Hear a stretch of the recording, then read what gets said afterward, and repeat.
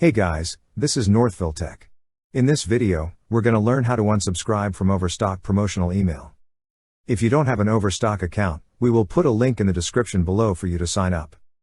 But if you already have an account, just open the website overstock.com. Here, you will see an option for account. Click on Account. On the pop-up window, you will see a section for Sign In. Then, sign in with your email and password. Once you're signed in, you will see several options at the top right side of the screen. Click on the option that says Account.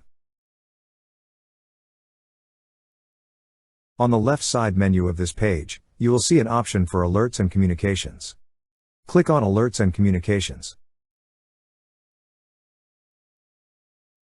On the drop-down list, you will see an option for Communication Preferences. Click on Communication Preferences.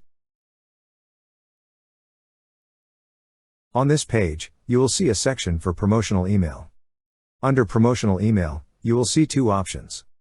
Click on the radio button beside Unsubscribe. After that, click on the Save button. That's how you subscribe on Overstock Promotional Email. Thank you so much guys for watching, and if you have not yet subscribed to our YouTube channel, please subscribe to our YouTube channel as we create tech videos almost every day.